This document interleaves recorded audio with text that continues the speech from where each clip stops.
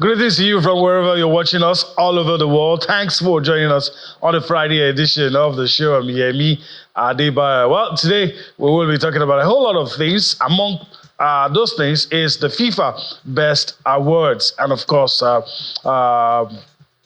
prominent roles or otherwise that some Nigerians will be playing in the nominations. We'll also be looking at football on the domestic scene. Of special focus is the game between the Super Falcons of Nigeria and France. We will talk about that as we go on. Then we will let you in on what's going on in the English Premier League. Most of the managers are speaking. We will let you listen to some of them, of course, discuss on all of these issues. Nigeria Premier Football League will also get our attention. We'll talk about that as well.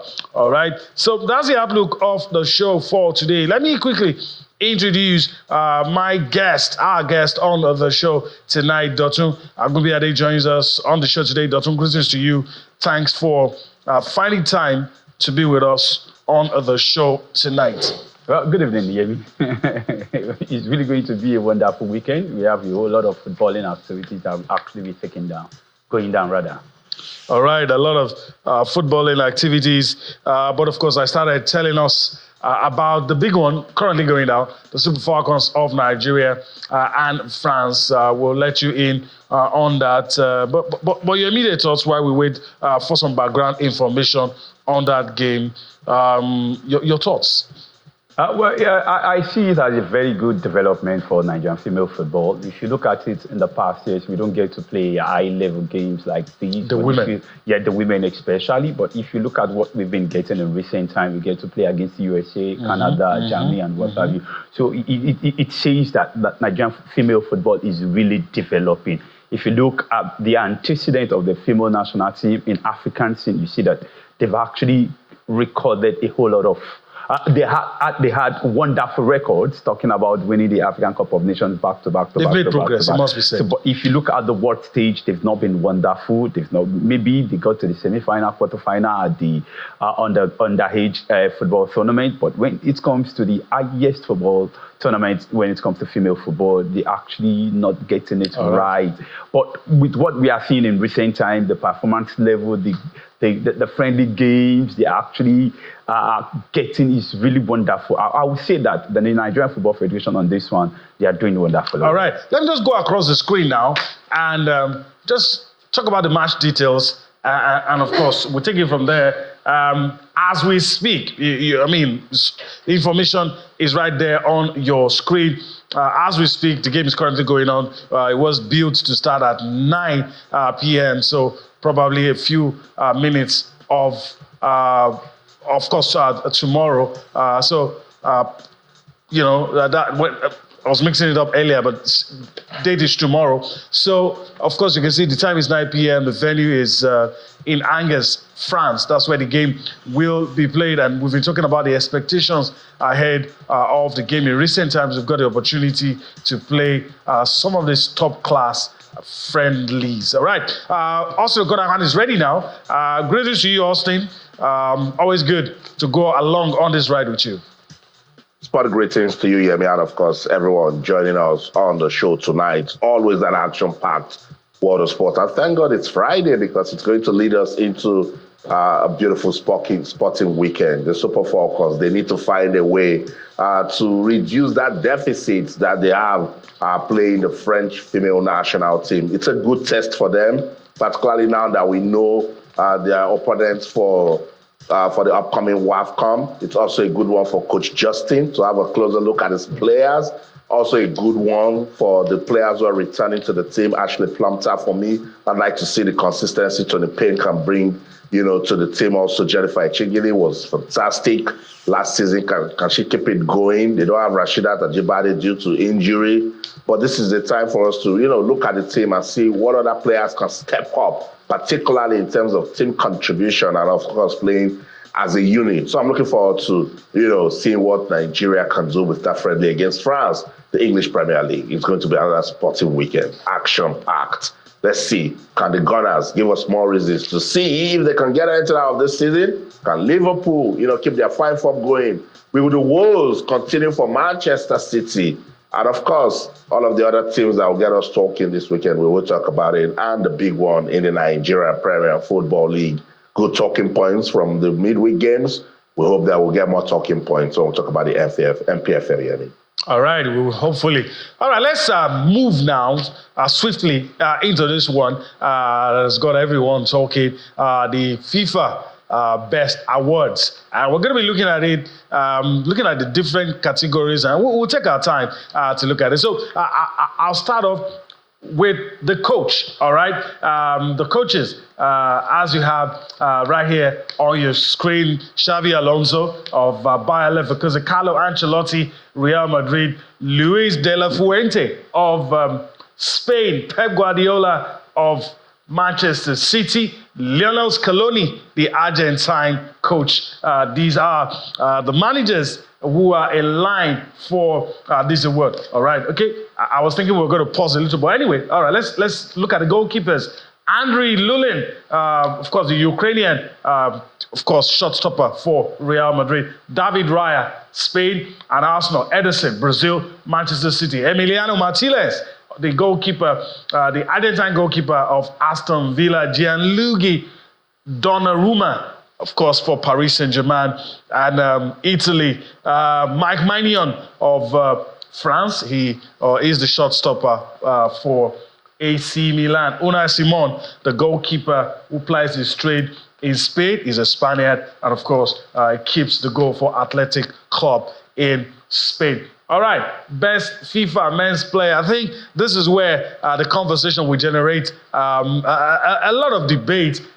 Jude Bellingham for England and Real Madrid. Dani Carvajal, Spain and Real Madrid. Erling Haaland, Norway and Manchester City. Toni Kroos, retired Toni Kroos, Germany and Real Madrid. Kylian Mbappe, France and Real Madrid. Lionel Messi, the name, some question marks. Lionel Messi, Argentina and Inter Miami. These are the players in line for the FIFA Best Player Award. Rodri, who just won the Ballon d'Or, Spain and Manchester City. Federico Valverde, Uruguay and Real Madrid. Vinicius Junior, plays for Real Madrid, is from Brazil. Florian Wirtz, of course, Bayer Leverkusen and Germany. Then, of course, Lamine Yamal, the youngster who plays for Spain. How about the players in line, in contention for the FIFA 11, the Nigerians? We look at it from that perspective. Ademola Lookman is in line, is in contention for best attacker for the FIFA Men's 11. And of course, William Strauss-Ekong in contention for one of the spots in the defense. For the Puskás Award, our own Paul Onuachu, I mean, you need to see the goal he scored is in contention for the Puskás Award. All right, the best FIFA women's coach, the nominees also on your screen. Sonia Bompasto, the Chelsea women's FC coach. Otto Elias, Brazil's women national team coach. Jonathan Giraldes, Washington Spirit. Emma Hayes, I mean, needs little or no introduction. United States women's team. Futoshi Ikeda, the Japan's women's team coach. Elena Sadiku, Celtic women's team. You have Sandrine Sobiran, of course, Paris FC, and of course, Gareth Taylor, the Manchester City women's coach. These are for the ladies. Of course, the goalkeeper nominees, Alison Nahir, the Chicago Red Stars goalkeeper, and Patrick Berger, the German who has had stints with Chelsea and some of the clubs you have on the screen. The Japanese goalkeeper Ayaka Yamashita is in the mix. Katakol for Barcelona. Mary Epps, we all know this lady, of course, for Manchester United and also Paris Saint-Germain in the year under review. She's been in goal for those two teams. So these are the nominees for the best the best FIFA women's goalkeeper nominees. A lot to unpack, but let me go to Austin. I need to catch my breath, so I'll allow Austin to speak for a while, then we'll go to Dotun. I don't know. Dotun has, off camera, Dotun has explained the reason why probably Lionel Messi is still on that list, but questions are being asked. And of course, FIFA has gone to great lengths to explain the reasons for their selection, but a lot of people are just not buying it. I told you the other time, on the show that football just loves Messi. And when it has to do with FIFA should just come out and say it. That Messi is their only begotten son, in whom they are pleased, Because check it, if it has to do with the FIFA Best Award, Messi can't be missing. But how many times will we talk about it? Bring one major football game now, and Messi will turn up. Sadly, that's what it is. You hardly find Messi have a quiet football game. Even with Inter Miami, check their last cup competition. He did all of the magic that they needed to win that trophy, So it's just hard. It's so hard to speak against Messi unless he stops playing football here. Maybe that's when, or he's not so consistent. He's sitting on the bench, plays only 3 games, and then he comes on, and then they are nominating him for a major award. Then we can start crying. But with the way it is now, I tell you, FIFA will give you 10 reasons and more why Messi should be in that final, short list of nominees. And by the time you go back and have a look at it, you start asking yourself, why are you trying to disrespect Messi? Because, just 2 years ago, he got the world standing on their feet, with what he did at the World Cup, So it's Messi. If you want to call top footballers in the world at the moment, and you want to put performance as one of the metrics, we'll talk about Messi. Let's be sincere. He's still got the magic. He's a talented footballer, still gives 100% for Argentina. He's got charisma. He's got good following. That's the kind of player you want, for football to move forward. At FIFA, they've identified that, look, this man is the man that we must put into the conversation to keep it going. And that's what we are doing. If Messi wasn't in this list, we will still talk about it. But FIFA would prefer that we're talking about it this way than questioning them why Messi isn't on the list. So let's take it. He's going to be part of the nominees. I don't know if he can win it this time around, but I struggle to question Messi being there. That said, let me move on to the best attacker. Shout out to Ademola Lookman. Easy peasy, somebody might want to call Haaland and some of the notable names on that list. But I will say this all day, every day. Yes, come for me because I'm a Nigerian. Bayern Leverkusen was on an unstoppable form. They were on fire. And it took one man named Ademola Lookman to quench it. He turned off that fire in the final of the Europa League. And Bayern Munich and Bayern Leverkusen were the favorites, the bookmakers. Everyone gave it to Bayern Leverkusen based on their form. It wasn't Atalanta that stopped Bayern Leverkusen. It was Nigeria's Ademola Lookman. And for one man to launch that sort of attack and extinguish a team that was on such form and fire, then give that man the best attacker. Just give it to him. Just don't question, don't ask, don't say, oh, who is it? You know who he is by now. With the Ballon d'Or, he finished 14th. I said, okay, no problem. This is the Ballon d'Or. But this is FIFA Best Award. You're talking about attackers who were outstanding, who were phenomenal, who were the catalysts for their team. Yes, that's the word. Then it's Ademola Lookman. Shout out to William Troost-Ekong, just being mentioned. Is a very good one for his career. He was fantastic during the AFCON. Kept the form, kept being consistent. Now he plays in Saudi Arabia. Still a vital member of the Super Eagles. He's one player who has really shocked a lot of persons with his transformation. This is one guy that at the beginning of his career with the Super Eagles, who were asking a lot of questions, but he's grown, particularly with his leadership skills, with his command, with his control of the game. We used to call him Calamity, but gone are those days now. He's a very pivotal member of the team. So shout out to Williams Troost-Ekong. I was watching the goal of Paul Onuachu that has been nominated for the Puskás, and gracious goodness, I didn't know if I should call it a spider kick or a world backy, because that technique was out of this world, thoroughly deserves it. So shout out to Super Eagles players. This is what we're talking about. This is the conversation we want to have about our players. And when we're talking about internationally recognized footballers, some way, somehow, let them be Nigerians in the conversation. Yeah. Let there be Nigerians in the conversation. So what I'm going to do, because at some point we have to leave this conversation. So you've seen the nominees. So I'm just going to go through it.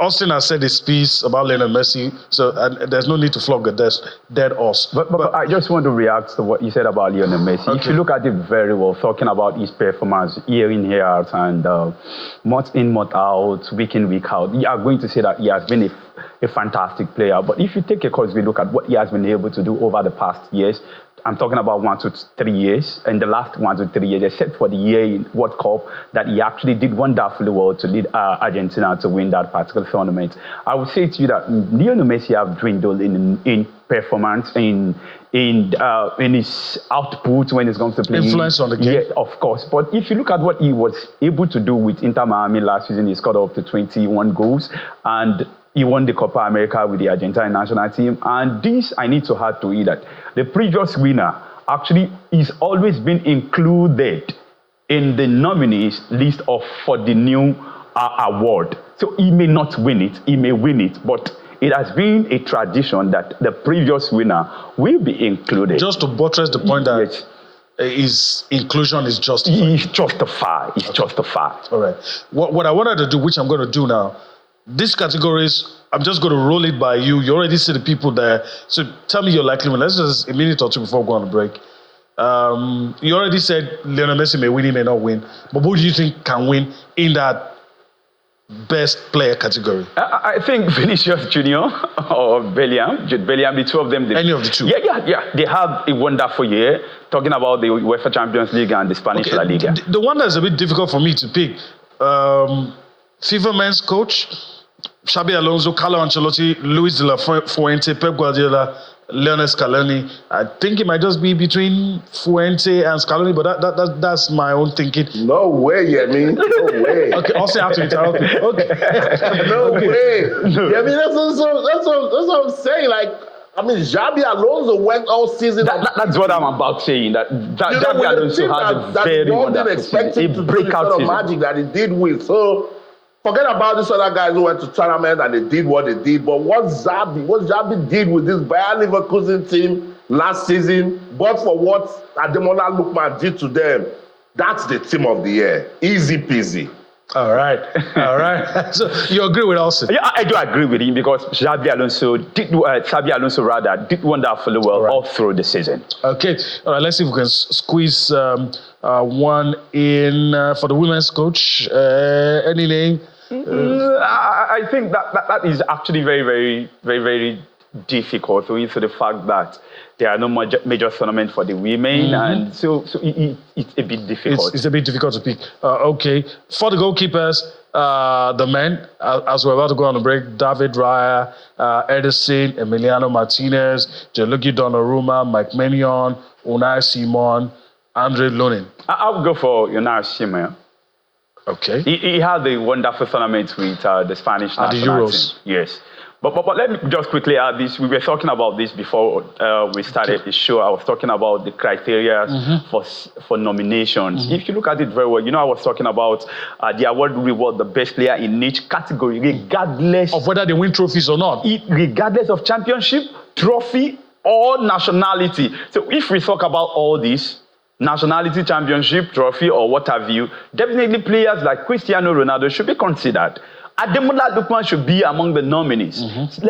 Mohamed Salah, that is doing wonderfully well with Liverpool week in, week out, should be considered. But all of these are not, all these players are not considered for this award. If you look at the list, look at Dani Cavaya, look at Toni Kroos, look at Federico Valverde, look at Lami Yama. If you consider their statistics because among the criteria, I want to get you right because you've explained to us the criteria that FIFA uses.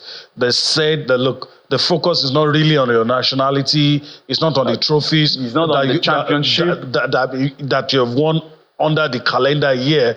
So based on that, you're saying if that is true, Yes, now. then some of the players you have mentioned Should be considered. should be considered. They talk about your sporting performance. If you look at the sporting performance of somebody like Ademola Lookman, It should be would that- been in this list. Okay. If you look at the sporting performance of somebody like Cristiano Ronaldo, who scored 35 league goals, should be in this list. I can actually I can start giving you names of players who are doing wonderfully well week in, week out, and they are not being considered for this particular award.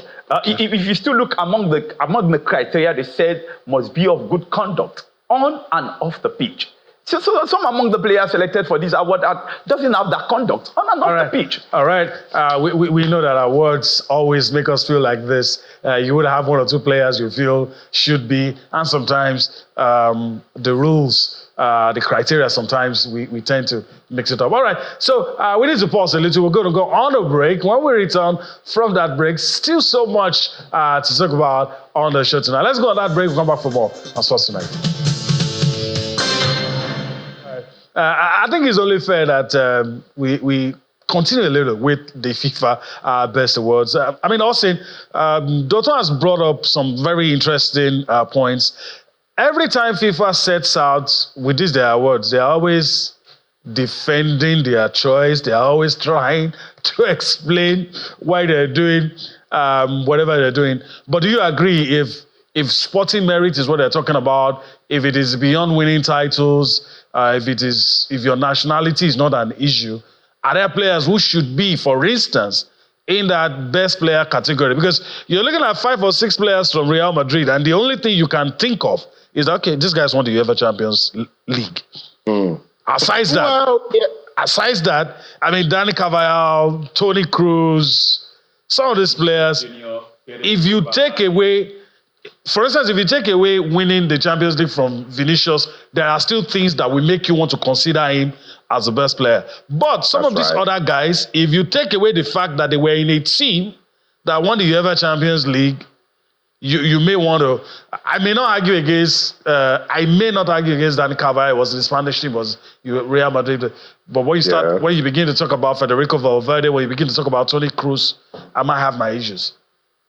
Then you might have a problem too if they're a risk. Then, and I do actually. Maybe I do actually. But he played decent football. Yeah, and it was part of that remarkable Xabi Alonso Bayer Leverkusen team. So it's just difficult for you not to give him a mention. There is Valverde in there also. There's Erling Haaland in there also, who didn't win the UEFA Champions League. So that's why I said FIFA will give you reasons that, look, these guys, it goes even beyond football merit. I think it is about who controls the football conversation in the media and also in their club side. I think that's also one thing they look at. So they look at role models, of the game. Like this guy, for instance, it's beyond his football. If you talk about Brazil, he's in there. The guy that joined him, Jude Bellingham. If you take Real Madrid out of it, he's in the picture for the Three Lions of England. If you take away Haaland, you don't have a team in Norway. And these are persons that there's no way you talk about them, either club or country, that they won't get mentioned. And that's probably what FIFA is looking at. If you notice when I talked about Messi, I tried not to go into the stats and everything. I left it for Dotun, and Dotun did a good job to just come in, because people will say, oh, it's not the same Messi that we saw after the World Cup. Are you kidding? The guy has been controlling the narrative. He's been in the conversation with Argentina and Inter Miami. Who would talk about Inter Miami if Messi wasn't in that team? So I think that's what FIFA looks at and say, these names also, there are people who bring the beautiful game of people, of the beautiful game of football to people, and are role models, particularly to younger generations. Check those names, Yemi. Hardly. All these names listed for the Player of the Year, have we had any bad publicity about them? Or they are in the media for the wrong reasons? That's true. Lately, it's just because of what fans tried to do with Rodri winning the Ballon d'Or that we saw some, negative publicity between Rodri and Vinicius Jr. Aside that, these are fantastic football ambassadors, and all day, every day, I will say they are worthy of the mention.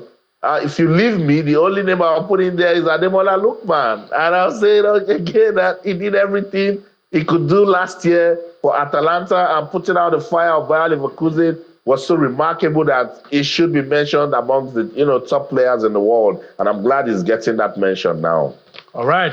I'm glad it is. All right, let's quickly move on the show tonight. I'll go across the screen in a bit. It's time to talk about our own Nigeria Premier Football League. Interesting matches to be played on Saturday and Sunday. So we'll look at it and talk briefly on what to expect. So I'll go across now to talk about it. Dotun, interesting things have been happening on the domestic scene, and we're here to talk about it. We're all happy for the things we're seeing and everything happening. So fixtures for Sunday: El Kaname Warriors will take on Bayelsa United. The People's Elephant, that's Ayimba, will take on Rangers International. Naze Millionaires, Heartland, will be up against Nasarawa United. Ikorodu City, some said they've turned the corner. I'm saying let's wait and see. Ikorodu City up against the Promise Keepers, Akwa United, not been keeping promises of late. Casino United up against Sunshine Stars. That's the Akure Gunners for you. Niger Tornadoes will be up against Remo Stars. Rivers United will be up against Kano Pillars. I think this one, it's going to be very, very interesting. And Shooting Stars up against Abia Warriors. These are interesting matches to be played on Saturday. Let's see a few other matches. The ones for Saturday. All right, so these are the matches. We'll get to Saturday in a bit, but these are the matches. Dotun, let me get you talking. Highlight maybe a game or two that you feel, man, if you really want to see football, you should go to this venue. Oriental Derby, that should be the number one. Yimba up against Rangers International. If you check the current form between those two teams, you're actually going to see that it's really going to be pretty tough on the field of play for either side. And if you look irrespective of their domestic form. Yes, if you look at the previous game in between the two of them, you see that Yimba has always been the best, taking them to the cleaners whenever they actually take to the field of play. But if you still look at the form, you see that Rangers are doing wonderfully well, better than Yimba International. They are third on the league log, while Yimba assist on the league log, and Rangers pushing to win the league, trying to actually get the ticket for the continent come next season. And for Yimba International also mounting the pressure, trying to do all they know they could do to qualify for the continental showpiece. But I would tell you, when it comes to Oriental Derby, it is always keenly contested. So you can't actually sit and say that Yimba will take them to the cleaners or Rangers will travel down to Aba and got the better of them. But it's really going to be a wonderful football game. All right. It's going to be any other game that catches your fancy? Of course, Rivers United against Kano Pillars, like you said the other time. Kano Pillars with the Hood Warhorse doing wonderfully well, week in, week out. Talking about Ali, who is actually over 40 years. He's not been mentioned around the world of football. We need to do a documentary. Yes, we need to talk about him because nobody is talking about him when it comes to world football. But this guy is doing wonderfully well every season for Kano Pillars. I won't be surprised if he still makes the chance team. I won't be surprised. Of course, he's a one-man club, one-team player. Yeah. All of his entire career, he has been playing for Kano Pillars. So Rivers United, they've been doing wonderfully well, fighting tooth and nail with Remo Stars on the top of the league. And if you look at what they've been able to do so far, Rivers United, 1 win, 2 losses and a draw in their last 4 games. And for Kano Pillars, 2 wins, 2 draws, a loss. And you can say that it's really going to be pretty tough, but Rivers United are at home, and they have their sight on the league. They do. All right. I mean, Austin, we've been corrected so many times. When we see stadiums packed full, we've been corrected that, look, it's a norm. It's not that it happens once in a while. It's just that these matches don't get the kind of coverage that they should. That's why sometimes when we get to see the pictures and we are surprised to see that the stadium is full and everywhere outside is still packed. I'm not expecting anything less when Ayimba and Rangers take to the field. I just hope that the drama that played out last season, we won't see that. But I expect that the stadium will be packed full. I don't know if you agree with Dotun that, look, that is the game to watch, and there is no better advertisement for the Nigeria Premier League than such games. I completely agree. That's a fantastic one, the Oriental Derby, and the league organizers, they've announced The game will be played on Tuesday, next week Tuesday, December the 3rd, 4 p.m. So I think that's part of their own way of, ensuring that they control it. The last time it wasn't funny, the way that game, ended. So there must be some lessons in it. But the difference is that at that time, points were being chased for the league title. This is the early days, March the 15th. So we just hope that we'll see the best of football. On current form, it is Rangers. You need to see their last game, the way they tore apart Lobby Stars at the Cathedral. And I think that last game going away, they didn't lose. The one before that one was a win for them. They are third on the log. That's fantastic form. Aimba, they are coming right after that defeat to Al Masry. They lost 2-0. But this is an Aimba side that understand how to win when they need to win. So getting back into the game now, they will just want to try to do everything possible to ensure that they get back to where they should be on the league table. But what a game it's going to be, Rangers versus Aimba, the Flying Antelopes versus the People's Elephant. So I'm looking forward to it to see how we can use this sort of match to market the Nigeria Premier Football League. So shout out to Aimba and Rangers as we await that contest. Another big game definitely is Rivers United taking on Kano Pillars. What a story Kano Pillars seem to be telling us. And I heard people saying he might make the Chan team. I said, if he's giving us this sort of form and people claim it's about current form, why can't he make the Super Eagles? Mm-hmm. Because the man is 44 years old, yet he's playing football like a 14-year-old guy. Have you seen it? In fact, right now in the country, no one takes set pieces better than Rabiu Ali. No one, no player. The audacity that he goes with to take long-range shots, direct free kicks, and he's scoring. People say, oh, the goalkeeper wasn't good, and all of that. I said, for someone to have the mindset from that distance to go for goal, then you know this is a fantastic player. And what about the telepathy he has with Ahmed Musa now, the way he's playing with Mustafa Omar? Rabiu Ali has brought something into this team. Look, the man scores goals, he scores, and he cannot even rejoice. He just picks the ball back and he wants to get back into it because he's so used to it. Kano Pillars is in his blood. He loves playing for Kano Pillars. And in this game, they were going to lose it again. But who stepped up? The same Rabiu Ali stepped up for them, and it ended 2-2. When they were struggling also in one of the games that they played 2-2, it was Ahmed Musa and Rabiu Ali. They are beginning to play as a team. They're doing just fine, and I'm sure that's the same pressure they will take to Rivers United to make sure that they put that same amount of pressure that they landed on Rangers. Remember, they went to the Cathedral.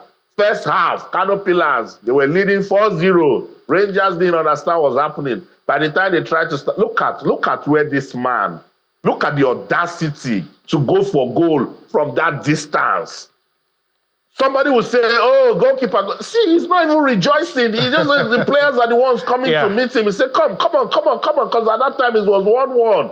That's the legend of the game right there. Rabiu Ali, take a bow. I agree that we should document this guy at 44, 6 more years. This guy will be 50, and he had the mind to play that sort of ball from that distance, and he scored a goal. We don't deserve Rabiu Ali. We should give him more praises. Yeah. Other games I'm looking forward to. What can El Kanemi Warriors do against Bayelsa United? El Kanemi Warriors, still my team of the season so far.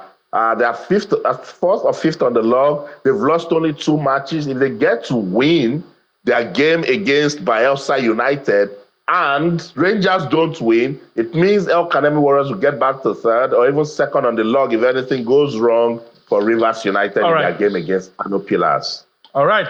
We're pressed for time, but let's just quickly let you know that on Saturday, because we took Sunday first, on Saturday, Benin Insurance will take on Plateau United. Then, of course, Lobby Stars will take on Kora United. All right, let's flip things and travel abroad as quickly as we can. English Premier League is our next port of call. And the matches you're going to see on Saturday, Brentford will take on Leicester City, Crystal Palace up against Newcastle, Nottingham Forest will take on Ipswich Town, Wolverhampton Wanderers will take on Bournemouth, West Ham will take on Arsenal. All right, these are matches for Saturday. Then on Sunday, Chelsea will take on Aston Villa. Manchester United, with their new manager, will take on Everton. Tottenham Hotspur, with all their issues, will be up against Fulham. And the game everyone is talking about, Liverpool, Manchester City. Will Liverpool continue with what they've been doing? Will Manchester City bounce back?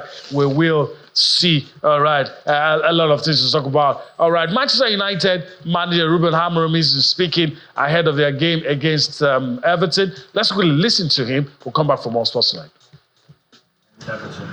Win. I'm hoping to win. It's going to be a different match with a lot of fighting, long balls, second balls, a quality coach that understands the league, understands the moment of the opponent. We need to have the ball because we will have a short time to recover. We need to rotate the team. So I'm hope for a win, and I hope to see different things in my team improve like we did from Ipswich to now with Everton without training, but I expect to see different things and better things. Football. I was a football player. Football players' videos more than 12 minutes, forget. They will lose the concentration. So we have to work on. Imagine there's in indoor stadium we have that we do instead of video we do it like walking and jogging. It's a way to do it. Showing some videos. Then we have all the stuff that, for example, Carlos is with the strikers. They will show individual moments.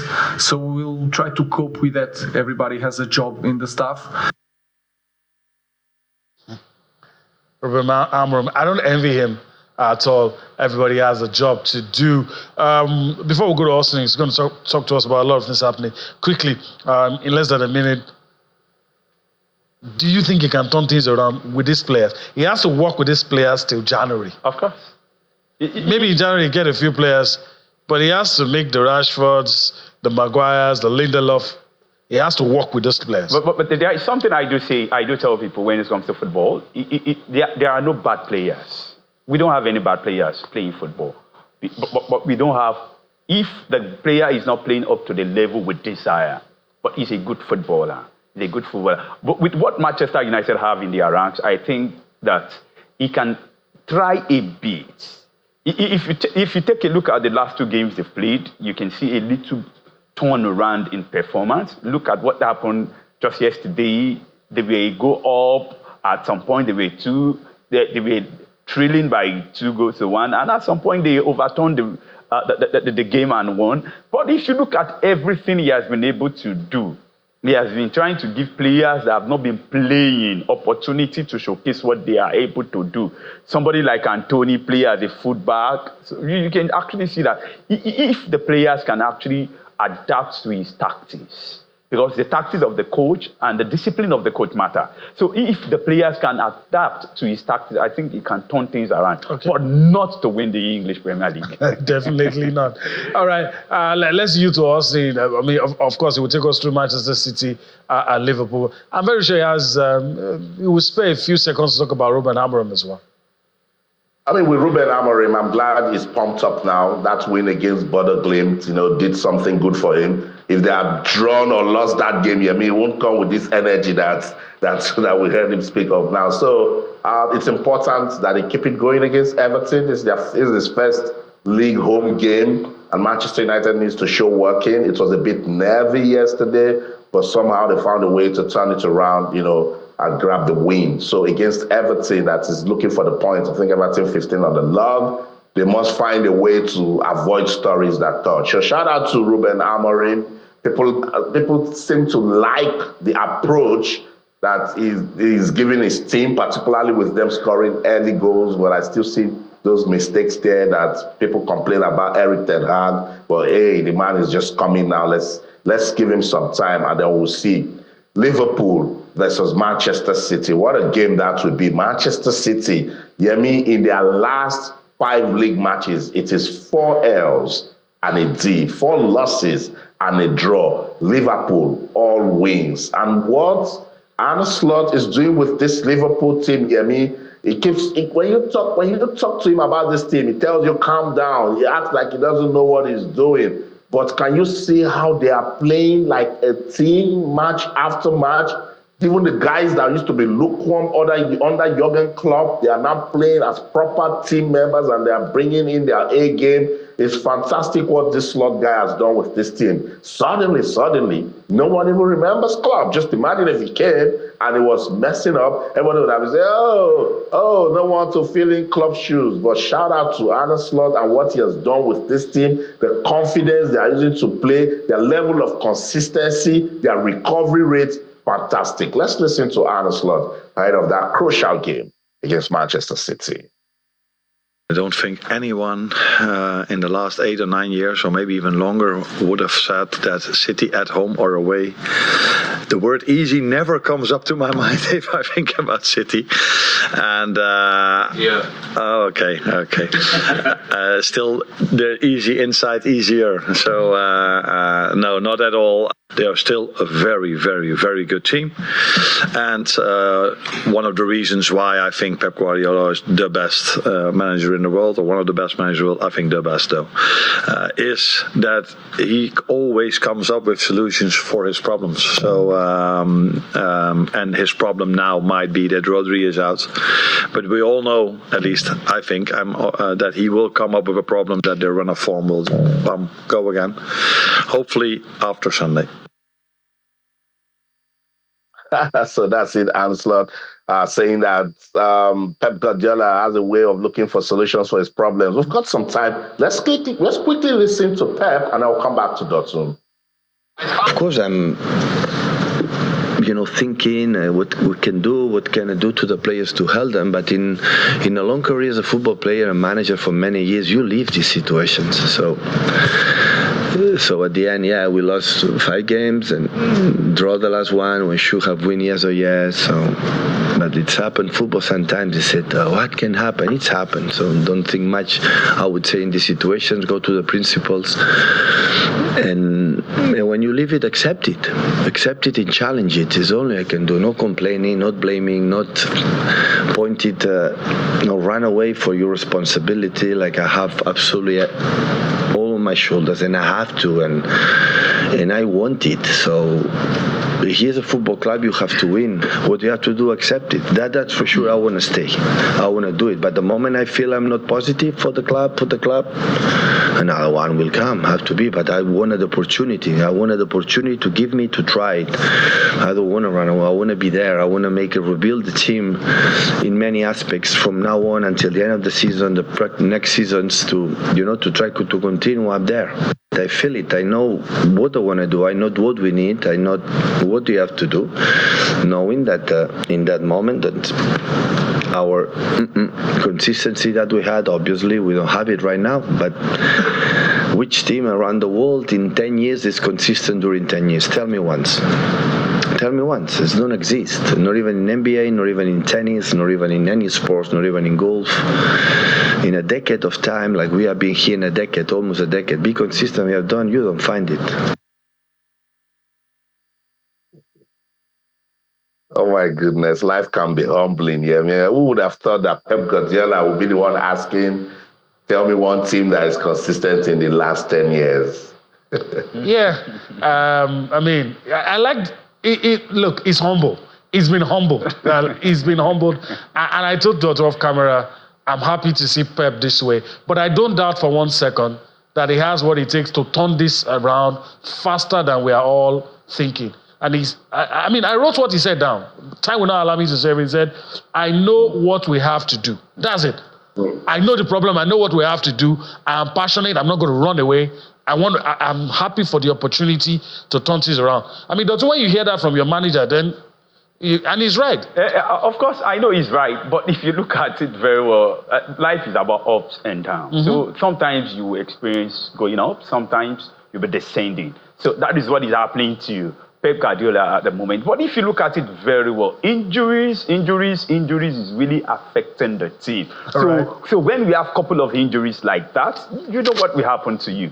Rodri is not playing, Kevin De Bruyne is not playing. All of these players, they are the best players he has in his rank. So definitely the team will be affected negatively. Right. Nobody can stay on top for that long without having blips. That's what Dotun is saying. And I totally I totally agree. Show me a team in 10 years that have not had blips. He is right. But Austin, we got to go. That's the much we can take on the show. I wish we could talk more about Pep, maybe some other time. I know. Yeah, I just want to end it with sorry, Pep. No team is that consistent, but with the resources you have, and when things were going well, we expect you to say this. But then again, Yemi and Dotu, you take a look at the Premier League table. Manchester City winless in their last 5 matches, yet they sit above Arsenal and Chelsea. Thank you. On the league table. That's something for you guys to think about. That's the show. In London, I'm Austin Okonak, and in everything you do, remember, keep talking sports. Bye for now. I don't know how Arsenal got into the conversation, but anyway, that's something for later. Doctor, I want to thank you for your time on the show today. Thank you as well. But I believe tomorrow's game between the Nigerian national team and the French female national team is really going to be wonderful. All right, I hope so. All right, thank you for allowing us to be a part of your day. Of course, it is a privilege we will never take for granted. Enjoy the rest of your day. See us again next week. I'm Yemi Adebayo. Bye-bye.